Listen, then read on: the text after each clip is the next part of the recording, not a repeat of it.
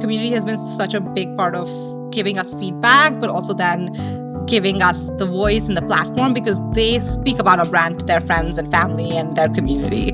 It's about content. You have to create compelling content, and investing in that creator community, which we've really scaled this year, has really paid off for us. What makes you different and what works for you, and what works for you is going to be very different from what works for someone else. There's best practices, but then there is best practices for your brand, and that's not necessarily 100% overlap. Your story is your superpower, and it's special to you. No one can take that away from you.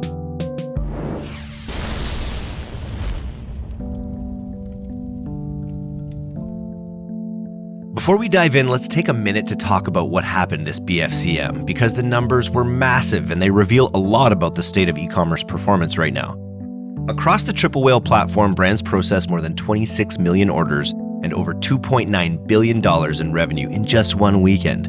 Brands also spent more than $600 million across the major ad platforms, and Triple Whale brands alone represented nearly 20% of all Shopify sales during BFCM, which is pretty incredible when you consider the scale. But here's the part that actually matters. The brands that performed best weren't reacting blindly. They had a clear understanding of what was driving results, which channels were truly profitable, how ROAS was trending throughout the weekend, how AOV shifted as promotions rolled out, and where they had the strongest opportunities to keep momentum high. That level of clarity only comes from having all your data in one place, updating in real time. Triple Whale is the agent-powered intelligence platform trusted by more than 50,000 brands like True Classic, Way, and Olipop. It unifies data across every channel and tool, giving you a single source of truth and actionable AI insights so you can make confident decisions faster. If you want that level of visibility heading into 2026, you can create a free account and see the platform for yourself. Visit triplewhale.com/DTC. That's TRIPLEWHALE.com/DTC. Priyanka, welcome to the D2C podcast. I'm very excited to talk to you today about Kulfi Beauty. Can you start by telling me why you built it? Excited to be here, Eric. Why I built Kulfi?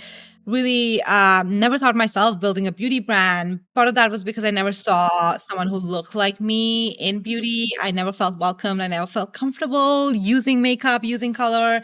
And I somehow found myself working on the corporate side of beauty. I worked at Estee Lauder and another beauty startup. And through that journey, discovered beauty on my own terms in my 20s.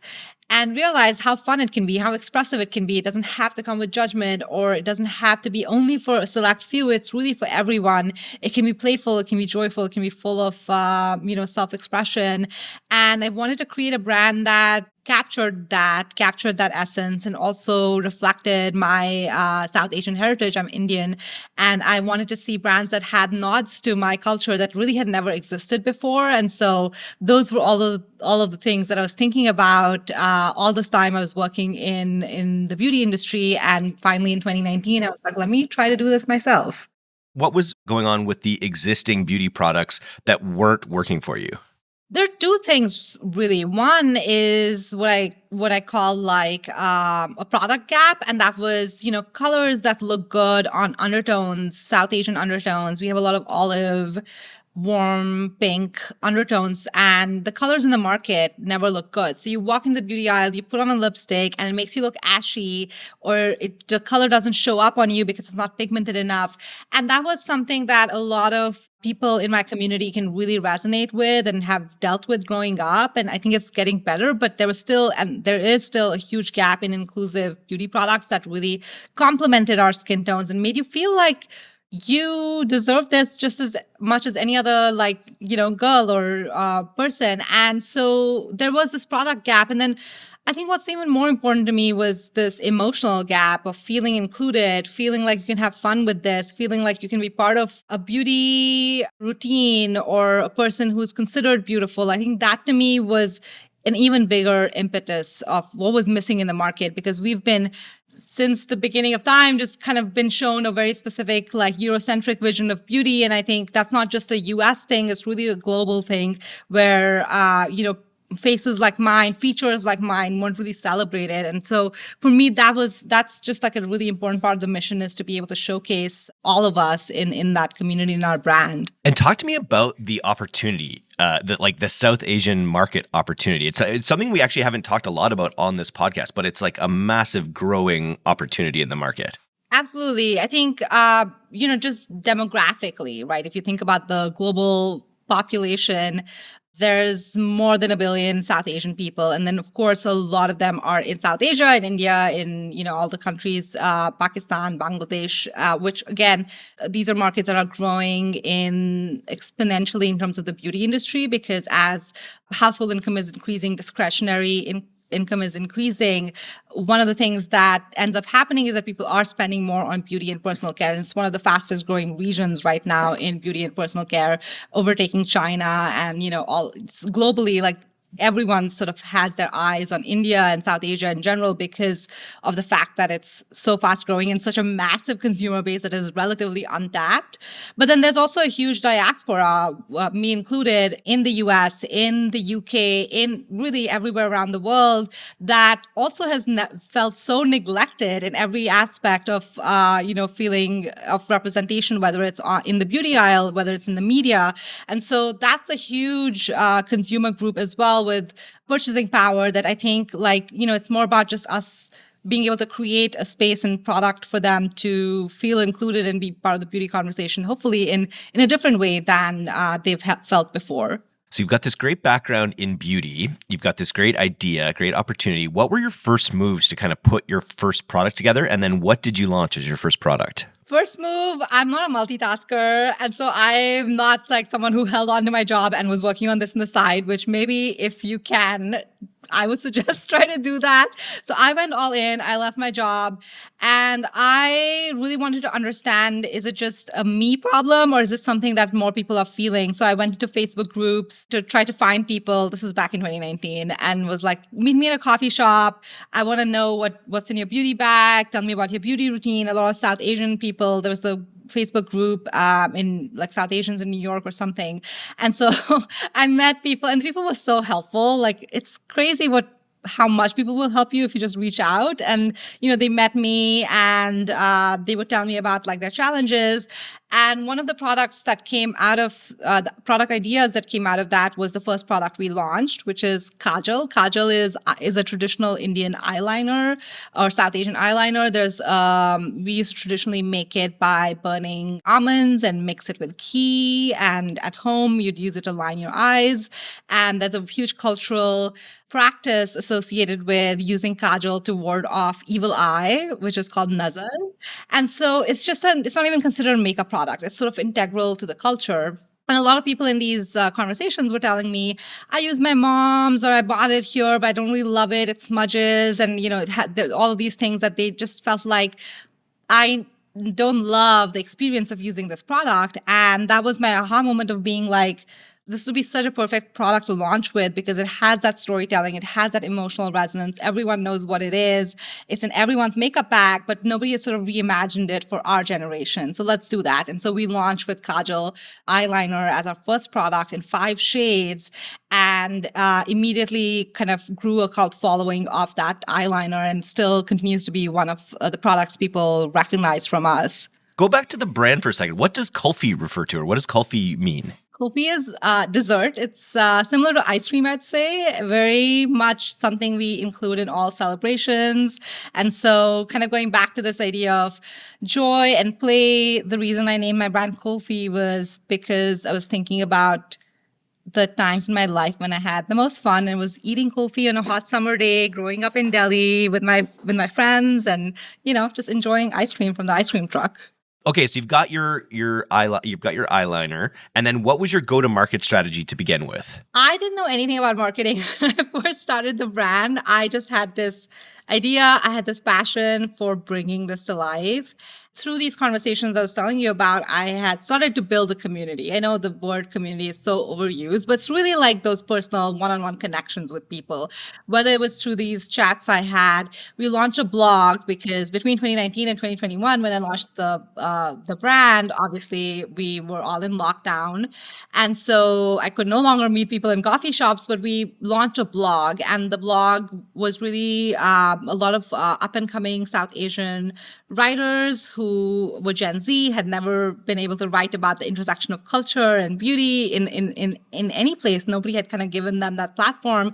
And so, we were starting up, they were starting their journeys and careers as writers. And so we built this community of writers who would write about specific things, and we published that. And that built like a readership for us. Again, small, but very engaged, very personal.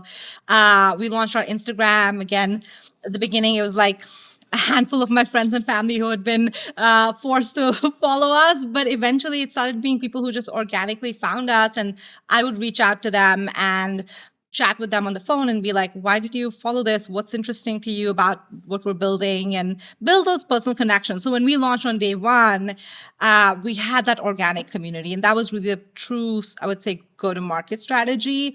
In addition, the only other marketing investment probably I made was we hired a PR firm, and they did a really good job of taking our story. We had really amazing visuals that we shot. We shot a beautiful campaign that was inspired by like nostalgic Bollywood eyeliner, beautiful images of women, very inclusive campaign, women wearing kohl, kajal.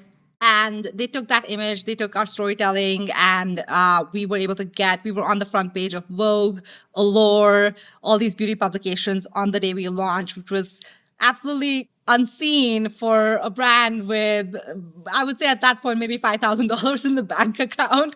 And, it was truly just, people seeing that passion being reflected and being able to give us a platform, which I'm really grateful for. So our PR strategy also helped us kind of get that day one exposure. I don't think I can hear community and storytelling enough on the podcast. I think everyone talks about it, and more brands that I talk to that are winning started without ads, started by building their product market fit, building their community up without paid. That was a choice that you guys made. I guess with $5,000 in your bank account, that was maybe your only choice, but that's how you went, and it went great. Yeah, absolutely. I mean, it was my only choice. Partly, we were very cash strapped and bootstrapped the brand when we launched.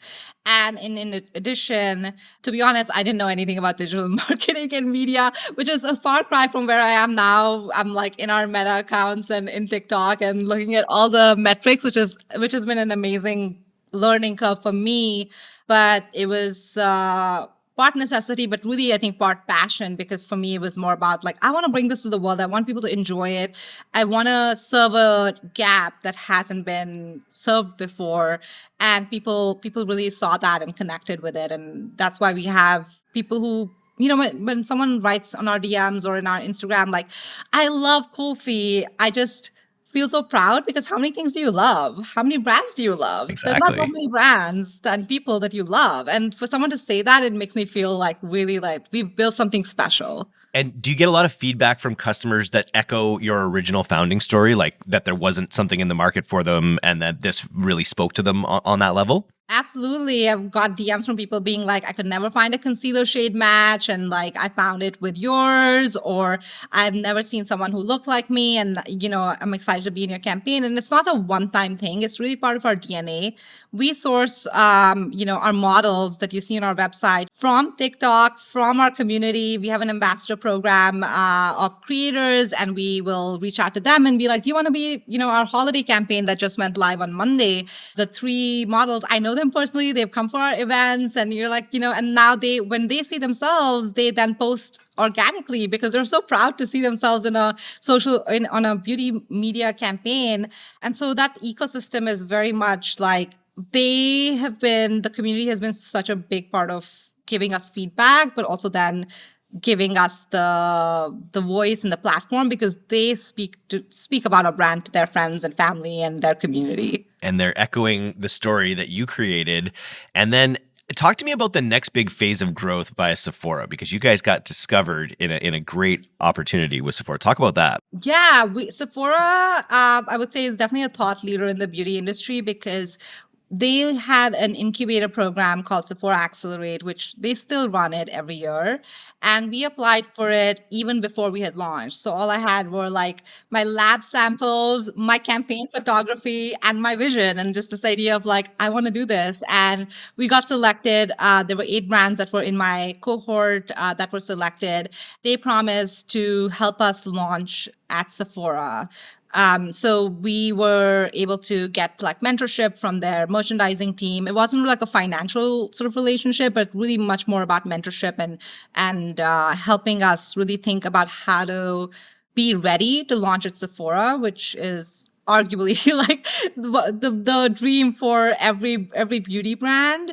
And that was a huge opportunity. And that we launched online at Sephora in 2022, which was a year after we had launched on our D2C, and then in store in 2023. And now we are across all Sephora stores in the US and Canada, so about 720 stores in what is called the next big thing shelf. And I think I saw in your packet here that you're selling a cajole every 5 minutes at this point. Yes, definitely. That's the product we started with and people love it. But more recently, the product we've not been able to keep in stock are our lip oils, the Lusty Lip oils.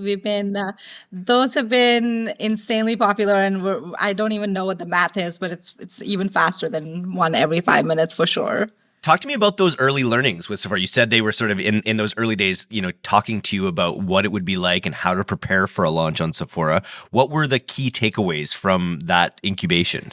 I think one thing that they focused a lot on was taking it step by step, because I think, you can get tempted to be like, I want like a whole gondola or like an end cap at Sephora, and there's all these stores, and they were very much like, no, start online. And I was like, no, I want to be in store, but they were really like, no, take it step by step. And I do think it's really important for brands to do that, because it takes time for you to find product market fit, to find the right messaging. And if you commit upfront that in like 300 stores even, which is a huge number, that's only less than half of like the Sephora store footprint. You want to invest in a gondola, which costs thousands of dollars plus the inventory. Like that's like the shortcut to failure, right? Because you haven't really tested anything. So I do think that one of the biggest thing that came out of that was like really kind of this incubation approach and mentorship approach of being like, let test your MVP, refine, and then add on distribution.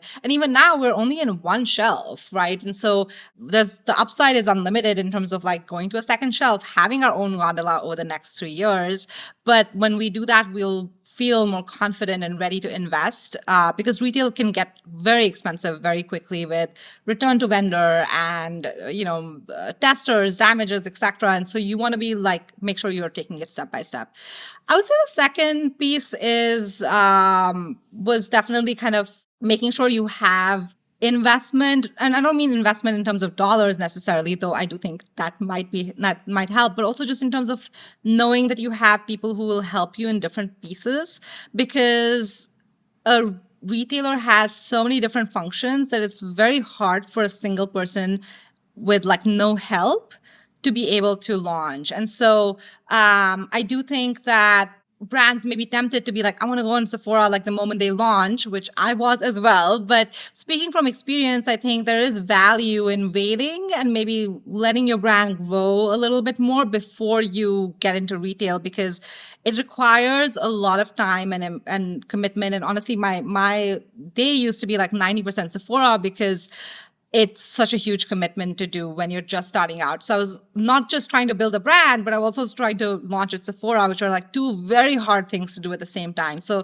I would say my takeaway would be like, maybe build a brand first, and then, when you're ready, take that next step. You talked about retail being expensive, and I think that's something that doesn't always get enough play. Can you talk about an expensive lesson that you learned in the retail space? One lesson I would say is definitely thinking about velocity in the shelf. I honestly, this is the most important lesson. That's the only thing. If there's one thing you want to know about retail, it's velocity. So it doesn't matter that any retailer wrote you a check and bought I don't know, 1,000 units of inventory and you're like, wait, I'm rich now because, they paid me all this money. If it doesn't sell, if you don't have velocity, if someone's not walking to the shelf buying it, they're first not going to reorder. And then 12 months later, they'll send you an RTV and then they'll charge you back. And then if you don't have money, then you're done, right? What you have to really focus on is velocity. So I would say like knowing that that's your North Star, always trying to be like, okay, how am I going to work on velocity? That's what you should be tracking versus thinking about like, oh, I was able to like ship this much, or these are the forecasts. Ultimately, if someone's not going in and buying your product and you're not seeing that like repeat sort of purchase behavior, you're not going to succeed.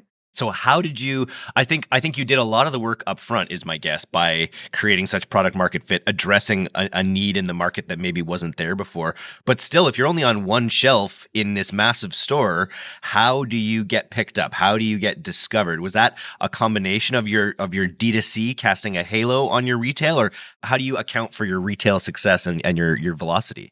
I would say initially it was definitely our community that was showing up, which isn't to say we didn't invest. We did sampling, we invested in store events, we did a lot of things that in a traditional retail playbook you're supposed to do, which are also quite expensive. But I don't necessarily know if at the stage we were at, those were necessarily what were driving growth for us. Because I think sampling, etc., is very low down in the funnel. If you think about it, it's like, oh, you already heard about the brand and now you're trying something from them and then you'll convert. But if you've never even heard of the brand, you're like less likely to like engage with it, right? You don't know what this brand stands for. Who are these people? And so it was really our community who showed up and like went to store and, supported us in those early days. And as we've now scaled our D2C business, we definitely see a halo where the shades that we're selling on D2C, for example, we definitely see Sephora also see a spike in those shades. So we know that there's a correlation in the marketing efforts we're making on our Shopify and TikTok side that are having a halo effect on Sephora. Talk to me about D2C. You mentioned I love when founders are still in the ad accounts. I think that I'm occasionally still in my ad accounts for the D2C growth side of things. Always, sometimes to the detriment of the account, I think, that I'm in there. But I'm curious, what's worked really well with the D2C side of the business? Because I think you mentioned in the pre-interview, because you're close to 50-50 now with your retail presence as well as your D2C, which sounds pretty healthy. Yeah. Honestly, it's about content. You have to create compelling content. And, where we've had success with is, again, I'm going to say it again, community, because we have this diverse group of creators who have engaged with the brand and, they organically love the product. And we go out and reach out to them. If there's a piece of content from them that has had a lot of engagement, we'll get usage rights for that. Or we'll ask them, hey, like, can you basically say what you just said, but just make it an ad for us? And, it comes across because they genuinely love the product. And so kind of investing in that creator community, which we've really scaled this year, has really paid off for us, whether that's seeding to a large range of creators, even if they use it in a bigger routine, the earned media from that has this halo effect on then our paid being more effective because, okay, I saw this guy or this person use this use Lusty Lips or our concealer in something else, and now I see an ad for it, you're more likely to engage with that ad. So I do think that investing in that creator community and then, of course, really kind of locking in on that content is key. Are creators and sort of UGC style content the bulk of the ads that you run in Meta, or do you also run a lot of statics or other sort of like product shot based things? Or is it mostly that UGC that works? We've tried a bunch of static and product, but UGC is, I would say, driving 95% of what works for us. And then I think we talked a little bit about partnership ads. I think partnership ads are starting to, a lot of people are talking about them. Are they, or formerly known as whitelisted ads? Are those something that you guys use as well? We used to use them a lot more on TikTok, I would say, in the beginning, and those would do really well. But with TikTok ecosystem shifting more to TikTok Shop, now we do more TikTok Shop ads. And then on Meta, we've tested a few partnership ads, but they've been less effective for us than running ads from our own account. And that's primarily, I think my hypothesis is because of the type of creators we work with. We work with a lot of nano micro creators who have very small following, but engaged following. We love that approach because, again, that's why I started Kulfi, was to kind of have the everyday consumer feel part of the brand. And so I think partnership ads, we haven't had an opportunity to test a partnership ad with like a larger creator. I'm sure that I know that I've read that those are working really well, but that would be a bigger investment and test. Maybe we'll do that next year. And then how do you source or find your micro nano influencers? Is it your team out there, scrolling away trying to find these people, or do you use tools? How do you actually find the creators? It is my team, me. I'm probably spending way too much time, more time than I should on TikTok, and then I'll bookmark and send it to them, or my team is very passionate about beauty. They're passionate about what we're doing. So it's very much about like, I know there's like lots of platforms that can help you source like creator lists, but there has to be that personal connection. So even though we use a platform to, manage CRM and sort of communication, but it's very much like every creator in our community has been handpicked by us. We love what they're doing, and we will personally reach out and make that connection. And it is manual, but I think it's really worthwhile, because then we also know who to tap into for different things. Like, oh, we need someone, we know where they live. So we need someone in San Francisco for something. Then we know, okay, we can count on this person, which is, yeah, it's very manual and I would say personal. Have you noticed a shift in your meta approach this year as Andromeda has rolled out and sort of really taken hold of the meta ecosystem? Have you found you've had to shift any of your strategies because of that? To be honest, I'm not that deep into the algorithm changes, so you might have to tell me what Andromeda is and what. Oh, fair enough. Andromeda is just the new AI algorithm. It's the new algorithm that Meta's using that sort of like, rather than segmenting things into data-based sort of segments, it sort of like acts like a concierge and says, okay, well, this person is like this, and then it goes and tries to find the individual best ad that will work for them, rather than like a Plinko chip going down into a segment. So the thing that I've seen founders say a lot about it is that it really is important that your creative each have its own unique story or unique angle, unique approach, whether it's in the demographics of the person you're using, their background, the way that they speak about the product, the problem that the product solves for them, the way they display the product. Like, all of those things can kind of be thought of as maybe different angles, and it's important that you have a lot of creative diversity. I think diversity is definitely a strength of your brand, and I feel like diversity is a huge asset when it comes to creative in the world of Andromeda, is what I would say. I think everything we've done has basically led up to this place where I think we're probably at the forefront of we're benefiting from that, because I know the traditional approach sometimes with paid ads was like iterations and you do copy. We just never had like the bandwidth or the ecosystem to do that. We never even do scripts. We don't give our creators scripts. It's really, we pick the people, and the people then go and speak about the product how they want to. So the way our content engine is set up is really, I think, perfectly feeds into that system. And maybe that's why we've seen so much success this year, because we didn't have to shift it. We kind of now actually just have to figure out how to grow having this large creator base. Very cool. You mentioned expanding retail into the UK as well. What did you do different about your UK retail launch that you sort of corrected from any mistakes you made on the Sephora launch? Yeah, I think with the Sephora launch, I was very much like, let's follow the retail playbook. Let's have a lot of safety stock. Let's sort of like, because it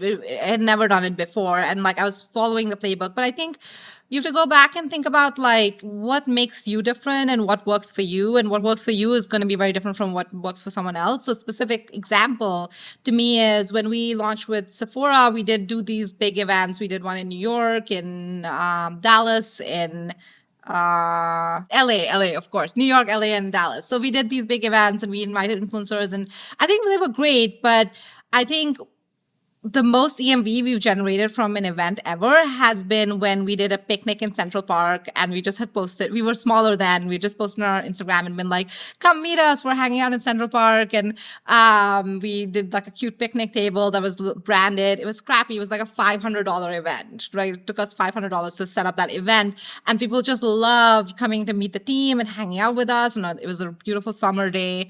And I kind of go back to that and be like, okay, that's what's working for us. It's this community. It's this like everyday consumer sort of engaging with the brand, not just like throwing a big dinner somewhere. And so that's the approach that we took when we were launching in the UK, but also sort of in general now we've taken is this idea of like, there's best practices, but then there is best practices for your brand. And that's not necessarily 100% overlap.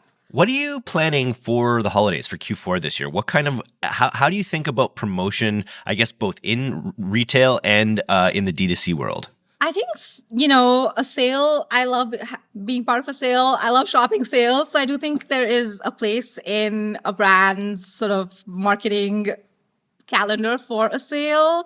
But I think you have to be measured and think about the type of consumer you're attracting with that too, right? Ultimately, I want a consumer for Kulfi who loves the brand, who loves our product. And of course, we want to like reward them for their loyalty, whether that's with a gift with purchase or discount. But I don't think that's the behavior necessarily we want to train them that you can always get at a discount because it's not sustainable for us ultimately. So we only do one sale a year on our D2C, which is for Black Friday, Cyber Monday.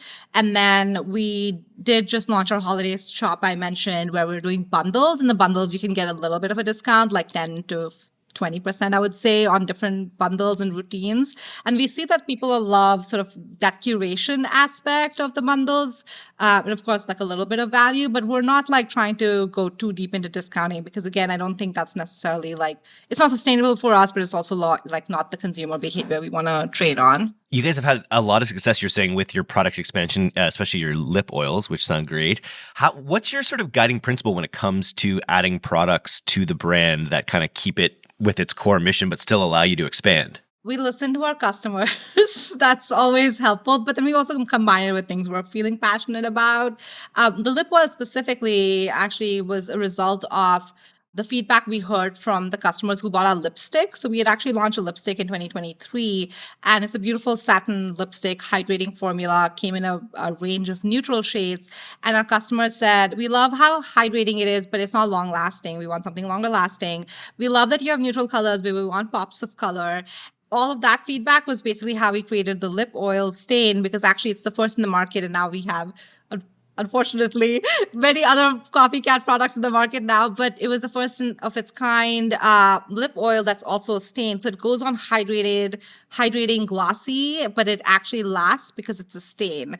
And we created a shade range that had neutrals and it had pops of color. And I feel like listening to our consumers really kind of created that product, and now that product is doing really well. So we'll kind of like combine our product expertise, our like understanding of undertones and shades and formulas with what our customer is telling us. Do you ever think about it? I think that the other area I see exploding these days is fragrance. Anything in fragrance, whether it's Sol de Janeiro or all these, I think people are really looking. Have you ever thought about expanding into skincare or fragrance? Yeah, we have. And I think it's because of sort of, if you look at our brand, it's a lifestyle to me. It's about this feeling of joy, nostalgia, color, and like having fun with beauty. And so for me, there's definitely a space where Kulfi could play into fragrance, could play into skincare, could play into hair even. So we've definitely thought about it. It's not like immediately on the roadmap, but it's something that we definitely see a place for. We launched our first sort of skincare makeup hybrid product earlier this year. It's our primer that actually acts as a skincare serum. It has active ingredients to help with hyperpigmentation, but it also makes your makeup last longer. So that's our first foray into the mix. I will say though that the reason it's hard is because the marketing and the go-to-market is different, right? The creators who engage with specific categories are different. And so the more you dilute yourself, especially as a small team, the harder it is to like really cut through the noise. And so it's tempting, but you only want to do it when you have the right, one, you have the right sort of product, but then also you're ready to invest in starting from scratch, basically in a new category in terms of marketing. You mentioned your team. I think in our pre-interview, you mentioned you're a team of 6, which is still very lean. What's been the hardest thing for you to delegate that you've actually delegated? Oh, wow. Or is there some stuff right now that you're trying to delegate? Yeah, I think right now I'm definitely trying to amp up our operations team, because as we scaled, like now we need a separate demand planner. Like earlier, everything was, our finance director was doing HR and demand planning and controllership and FP&A. So, and, everything else, and so we're trying to like now those are all separate functions. So it's really kind of, I'm trying to get that side of the house in order so I can spend more time in the areas where I think I add the most value, which is sort of product and market. And then the other thing is obviously my team is always like, get out of our Instagram, get out of the Meta account, stop responding to people because you're messing up our flow and you're not using the right emojis. And I'm like, okay, fine, I'll get out of it. That's funny. What's your vision for the brand? You guys are, I think you're 4 years in about. What are your goals for it? Do you see, some of your former compatriots in big beauty coming in to acquire at some point? Or what your vision for this? The vision is to be the first or among the pioneers of a South Asian inspired beauty brand that is really charting its own path and hopefully making a lot of consumers feel seen globally, and then also bringing other people into the fold of really being part of our brand and the journey and learning more about our culture and through the brand itself. So that's really ultimately the vision. Now, how we get there, do we do it ourselves? Do we have to partner, or how do we get there? I haven't quite figured that out yet. I think we'll have to see how it goes. I think when we launched in the UK, I realized how we launched in the UK in August this year, and I realized how hard it can be to launch internationally because you're essentially doing everything from scratch in a new market, and it does not translate. Even though if you think like, oh, it's like just across the pond and we speak the same language, it's not the same thing. And so I do realize that it's going to require a huge shift in how we're doing things, whether that comes from a strategic partnership or an investment partnership to get us to a place where we will be global. But that's the ultimate vision, is like, we don't have a global South Asian beauty brand, but it's about time. Unbelievable opportunity globally, right? Like, especially, as you grow and build the brand here in North America and in London or in England, and then bringing that prestige back to go after to return home in a way, there's a real opportunity there for you. But what was the biggest challenge about the UK that you didn't foresee coming that was made it different from the US? I would say the main thing is just like, again, building that community from scratch, right? I think that's sort of our secret sauce. If you think about it, like, it's not like we have a celebrity who's like, oh, now it's Zendaya or Beyonce, and she's global. Like, she'll work anywhere. She'll be able to build her brand anywhere. We are really about that grassroots, and the thing about grassroots is that you got to build it from scratch. And so we're like, okay, how do we do now? We want to do more. And, there is appetite because people are like, when are you coming back? When are you doing? We would love to meet you. And so, like, how do we do that in London, but then beyond London, do it in Manchester and Birmingham and wherever else? Like, we haven't even done that in the US yet fully. And so realizing that what works for us is time consuming and very grassroots. And so to make that work in the UK or anywhere else, and that's, to be honest, that is our competitive moat and our winning formula. I wouldn't want to change that, but that will require time and patience and investment. So anyone listening in the audience right here who maybe they're sitting on a culturally specific idea that they haven't seen in the market yet, what would you tell them about, what's your top advice about what it takes to bring that idea to life? Just go do it, because you're going to hear so many naysayers. When I first left my job and started building Kulfi, people were like, South Asian beauty is not aspirational. There's just so much hate online, unfortunately, against South Asian people. And so it was very much like, oh, this is not going to really work. Because I worked in the beauty industry, beauty executives were like, what exactly do you mean? Like, it's a lifestyle brand, because they wanted more of an ingredient story. Like, I found this ingredient in the Himalayas and I'm bringing, like, that's like, they were like, okay, maybe that would sell, but like, I'm building a brand that's really lifestyle, and they just could not envision it. But I think that's an opportunity. The more people are like, this is not going to work, the more maybe you should be excited, because that means that nobody else has thought of it, and you just need to go and like pursue it, because your story is your superpower and it's special to you, and no one else can do it, and no one can take that away from you. If people want to follow your entrepreneurial journey, where do they recommend they do that? Maybe on LinkedIn? I think my Instagram, probably, Priyanka Ganjoo. I try to post occasionally. I'm trying to be a little bit more build in front of the camera, but I'm not there yet. Well, this can launch you into that journey. If you're in the audience and you're sitting on an idea, or you're building a beauty brand, make sure you reach out and share some inspiration, because I think this is a great story. Thanks for coming on the D2C podcast today. So it was really a lot of fun. This was so much fun. Thanks, Eric.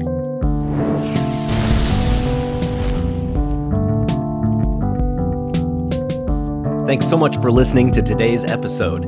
If you're not a subscriber to our newsletter, you can do that right now at directtoconsumer.co. I'm Eric Dick, and this has been the D2C podcast. We'll see you next time.